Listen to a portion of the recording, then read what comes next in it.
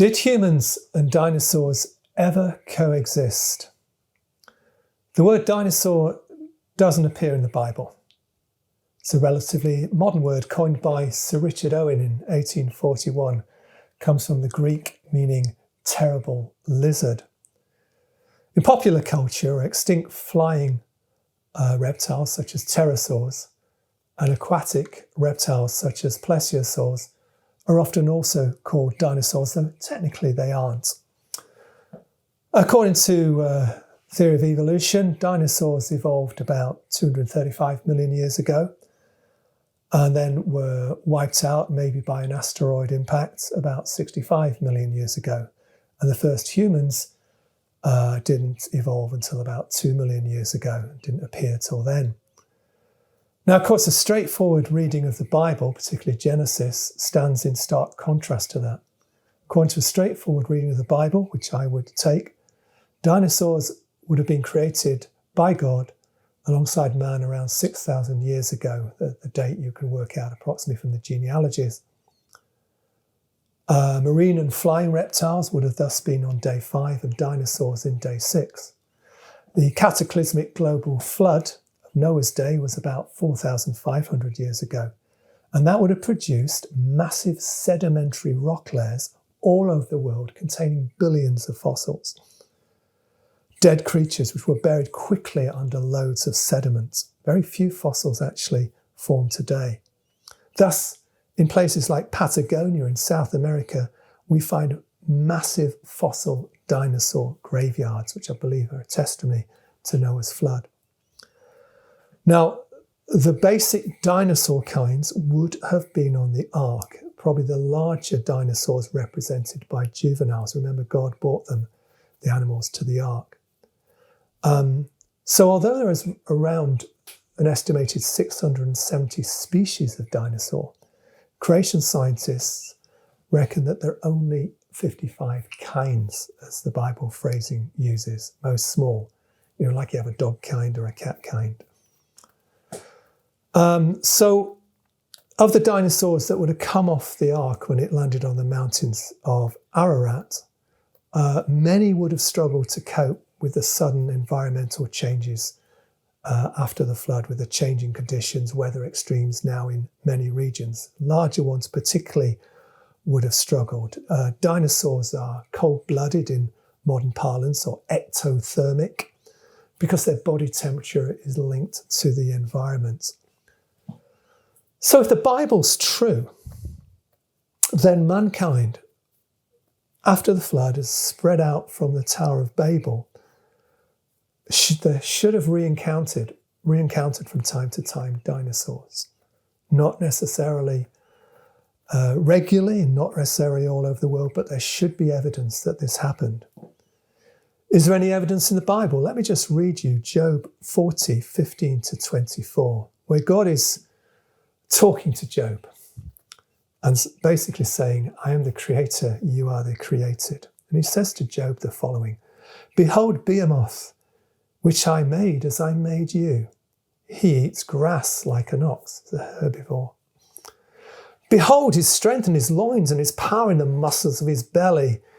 He makes his tail stiff like a cedar, that's a cedar tree. The sinews of his thighs are knit together. His bones are tubes of bronze, his limbs like bars of iron. He's the first of the works of God. Let him who made him bring near his sword, for the mountains yield food for him, where all the wild beasts play. Under the lotus plant he lies, in the shelter of the reeds and in the marsh. For his shade the lotus trees cover him, the willows of the brooks surround him. Behold, if the river is turbulent, it's flooding in other words. Behold, if the river is turbulent, he's not frightened. He's confident, though the Jordan rushes against his mouth. Can one take him by the eyes or pierce his nose with a snare? That's Job 40, 15 to 24. Now, extraordinarily, because of evolutionary beliefs, a number of study Bibles and commentaries say, well, maybe this was an elephant or a hippo. And yet I would submit to you their tails could not be described as like a cedar tree. Now, this seems to represent a type of long-necked sauropod, such as a Brachiosaurus. Now, the dinosaur word is relatively recent, 1841, as I said, and the evidence is that ancient civilizations used the term dragons for dinosaurs and are still used colloquially in China today for dinosaurs. In fact, the modern Mandarin Chinese word for dinosaur means terrible dragon. Of the 12 symbols, interestingly, used in the Chinese lunar calendar cycle, 11 are present-day animals: pig, rat, rabbit, tiger, etc. It's an interesting one. The remaining one, the dragon, is the 12th. This would suggest to you this is a creature that those who developed this calendar also encountered. There are so many examples, and I'll cite some books at the end, particularly one that you could look at up for some, of artifacts that suggest that the ancients, and into relatively recent times, people did encounter dragons or dinosaurs. For instance, as you can see in this slide, this is the Ishtar Gate in Babylon. Remember, they would call them dragons. And it's famous gates, around at the time of Nebuchadnezzar, around at the time of Daniel. It shows lions and bulls. And look at that other creature, dragon-like creature. Then you have, as you see here, petroglyphs. These are rock carvings, which around the world, again, include examples such as Mayan examples of creatures that remarkably like dinosaurs. This particular example you see in the picture here is from Utah. It's called the Natural Bridges Monument, National Monument in Utah, the Kachina Bridge. This was an area occupied by the Anasazi Indians from 150 BC to 120 AD. And what you have drawing here is one that looks remarkably like a sauropod dinosaur. Of course, skeptics say, I know the legs have come from weathering and water weathering, but there are so many other examples, some of which I quote here as well, that we can take. In this next slide, this is a very interesting artifact. This exists in the Louvre Museum in Paris. It's made of jasper, and it was found at Uruk in Mesopotamia. That's modern-day Iraq. It's a cylinder seal, and it seems to feature composite creatures. It looks like two creatures that they've put together to make a composite creature. An archaeologist described it as a snake dragon. The main creature has a long neck, and then there's a lion-headed eagle seen flying between the tails of the snake dragons. The long neck and long tail, by the way, are characteristic of many reptilian monsters found in the fossil record, such as Brachiosaurus. And the creatures here are shown necking, such as giraffes do today. The same behaviour is also shown in the following engraving. This one is in Britain, right up in the northwest. This is Carlisle Cathedral, and this is on Bishop Bell's tomb. Carlisle Cathedral dates back to the 12th century. Bishop Bell was buried in 1496. And there is in the cathedral, on his tomb, extraordinary brass etchings. Now, they have been weathered by feet over many years, so one or two details go missing, but they're still perfectly identifiable. Now, some of the etchings we recognise: bat, dog, fish, bird.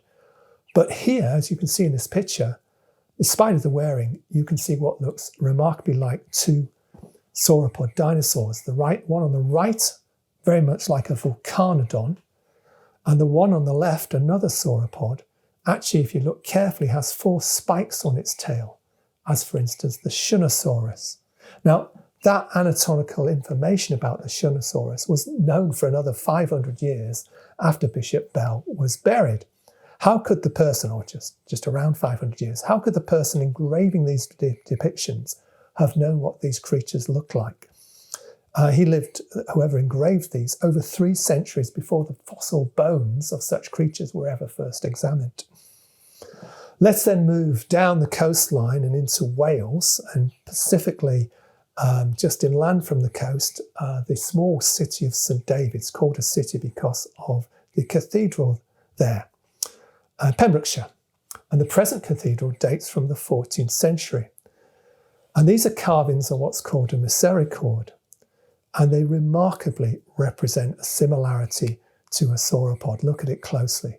The wings may have been added for spiritual significance. Of course, there are dragon stories all over the world, over Europe. Everybody's heard of St. George and the dragon. Are we going to discount hundreds and hundreds of these stories, all as mythical, all as imagination? China, of course, huge reference to dragons. The Welsh flag has a dragon on it. Now, many of these representations, which you'll also find in the book I reference at the end, began to fade. There are one or two examples since, but most began to fade by the 1600s and 1700s, maybe because a few surviving dinosaurs at that point died out during the Little Ice Age. Remember, cold-blooded. Then there's this one, this next slide. This is taken from the Angkor Wat temple complex in Cambodia. And this is particularly Ta Prohm, a Buddhist temple built in AD 1186. And on its walls and pillars are carvings of animals such as monkeys, water buffaloes, and iguanas. But on one of the pillars, there's this, a stegosaur-like creature. In fact, very much stegosaur. If you look at it, it's got bony plates standing up on its back and the right number of horns for a stegosaur. Now, when stegosaur fossils were discovered in the 19th century, remember this temple was built in 1186. When stegosaur fossils were discovered in the 19th century, the initial reconstructions from paleontologists actually showed the plates that were in the fossils running down the back of the stegosaur like armor plating. It was only later that they realized the plates actually stood up vertically. Yet whoever carved this particular creature in AD 1186 or around about that time realized that surely, therefore, they must have had a real life encounter. Then you've got historical accounts of sightings, including Saxon, Danish, and Nordic sagas. Remember, by the way, as you can see in this slide here, the Vikings, the fearful Vikings, many of them had a dragon head on the front of their boat. Now, sure, that would have put fear into the civilizations which were about to endure invasion. And there was also a feeling that there was a spiritual superstition that the dragon's head would provide the Vikings themselves with protection. Now, there is, amongst these sagas, the Beowulf poem. Now, the Beowulf poem refers to a creature called Grendel that preyed on Danish Vikings for 12 years in the early 6th century. The hero of the story is Beowulf himself, a king originally of the Geats in part of modern southern Sweden. Now, he'd fought a number of beasts, according to his chronicles, and cleared sea lanes along with his troops of sea serpents and sea dragons, some of which appear on ancient maps, as you all know. To cleared the sea lanes of these sea serpents and dragons between Denmark and Sweden. Now, Beowulf killed Grendel, that from its description represents, very much sounds like a young Tyrannosaurus Rex. So he actually killed it, according to the account, by ripping off one of its small forelimbs, going underneath its jaws to avoid himself being killed. The creature suddenly fled to its lair and bled to death. The creature's not given any mythical or supernatural powers, just enormous strength in his jaws. Beowulf himself died of his wounds, killing a flying a reptile described very much like a pteranodon after being king for around 50 years. Actually, in the British Museum, there's a cylinder seal showing a man about to cut off the forelimbs of another Grendel-like bipedal monster, just like a Tyrannosaurus. Bill Cooper, in his book I reference at the end, lists 81 of nearly 200 locations in Britain of dinosaur accounts. This account is from a chronicle of 1405 in England. Close to the town of Bures near Sudbury, quote, "There has lately appeared to the great hurt of the countryside a dragon vast in body with a crested head, teeth like a saw, and a tail extending to enormous length. Having slaughtered the shepherd of a flock, it devoured many sheep. Such features as the crested head and a tail extending to enormous length are consistent with this dragon being a dinosaur." According to a chronicle kept in Canterbury Cathedral Library, the following happened on the 26th of September 1449. Two giant reptiles were seen fighting on the banks of the River Stour near Little Cornard. That's the border of Suffolk and Essex. One was black, the other reddish and spotted. They fought for an hour, watched from a safe distance by locals.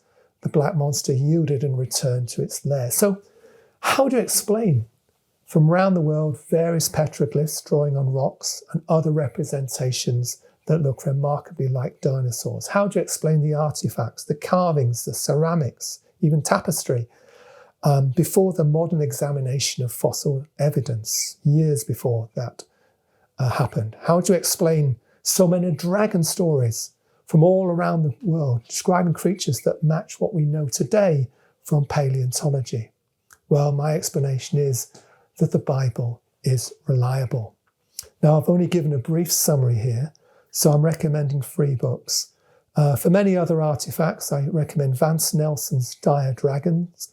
It gives photographic examples of carvings, pottery, and tapestry that show with astonishing accuracy creatures resembling dinosaurs that we know today from the fossils. But obviously people from times before modern paleontology also seem to know about. The late Bill Cooper's book, After the Flood, includes details of a number of accounts of encounters with dinosaurs in British European history. And I'm also recommending Titans of the Earth, Sea and Air by Dr. Jonathan Sarfati and Joel Tay.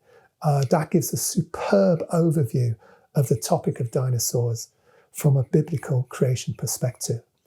And in terms of a website on these issues and other issues to do with biblical creation, I recommend the website of Creation Ministries International. Thank you.